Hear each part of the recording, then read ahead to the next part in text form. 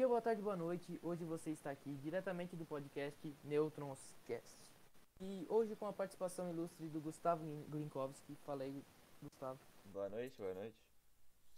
E com a minha participação, Juan César Cascais Pereira. E hoje a gente vai falar sobre um podcast de estrelas de nêutrons. Como diz no nome, né? Nome Neutronscast. E o Gustavo vai começar falando aí pra gente o que tu acha sobre uma estrela de nêutrons, cara? O que tu acha que ela é?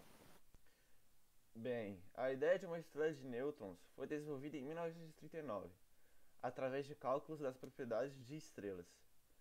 Bem, a princípio, estrelas de nêutrons são um dos possíveis estágios finais da vida de estrelas massivas pertencentes à sequência principal. Estrelas que não são tão grandes o suficiente para produzir buracos negros tornam-se estrelas de nêutrons.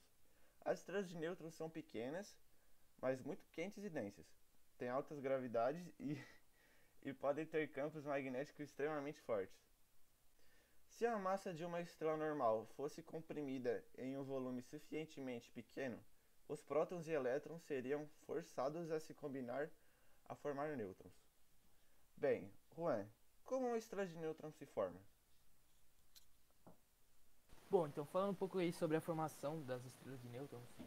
Uma massa estelar de nêutrons padrão normalmente tem 1,4 de massa solar, que é o peso mínimo necessário para um objeto se tornar uma estrela de nêutrons. Menos que isso, ele não pode se tornar uma estrela de nêutrons.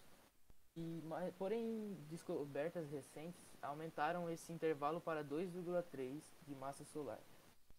Acima disso, acaba se tornando um buraco negro, ou seja, se passar de 2,3 de massa solar, vai se tornar um buraco negro. Certo, então. O processo de origem de uma estrela de nêutrons é uma supernova que ocorre quando uma estrela consome todo o seu combustível através da fusão nuclear. Assim que a fusão acabar, ocorrerá o colapso gravitacional, ou seja, sua camada externa é ejetada em todas as direções do espaço a velocidades extremamente altas. Apenas um pequeno núcleo atômico mantém a coesão, criando assim uma estrela de nêutrons.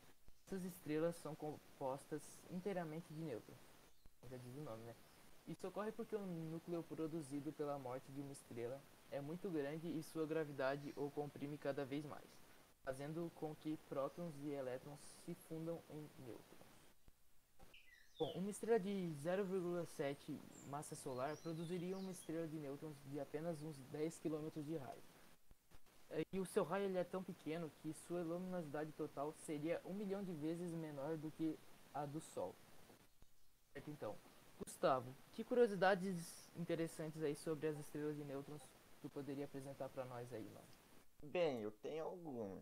Uma delas é que, algumas estrelas de nêutrons giram muito rápido em torno de seu próprio eixo.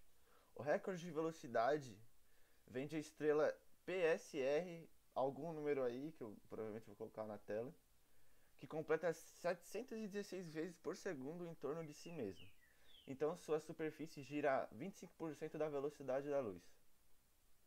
Bem, a dilatação temporal, devido à gravidade das estrelas de nêutrons, faria com que 8 anos lá se equivalesse a 10 anos aqui na Terra. Bom, mais algumas curiosidades aí é que o campo magnético de uma estrela de nêutrons pode atingir a marca de 1011 toneladas. E deixe você saber que o maior campo magnético feito pelo homem é produzido por humanos e é de 1.200 toneladas. Ou seja, um pouco maior aí do que o campo magnético de uma estrela de nêutrons. Mas mesmo assim, a sua força é 50 milhões de vezes mais forte do que a de um campo magnético da Terra. E algumas estrelas de nêutrons emitem feixes de partículas muito intensos e concentrados, e raios-x e ondas de rádio, o que faz com que essas estrelas sejam chamadas pulsares. Bom, esse é o conteúdo que a gente tem sobre estrelas de nêutrons. A gente fez uma parceria aí com um pessoal de outro podcast, que é o Metalcast, produzido pelo Juan Vitório e o Carlos Eduardo Daminelli Pereira. E eles, né, têm mais informações lá, caso vocês decidam querer Se saber mais interessam, né? sobre. É, eu acho que é isso. É isso. É Obrigado por basicamente isso. ouvir, obrigado pela atenção e boa noite. Obrigado por tudo e vamos lá, todo mundo olhando o podcast do Juan e do Carlos para ficar mais por dentro do conteúdo. E é isso aí. Muito obrigado pela atenção e esse foi o podcast. Falou! Alô!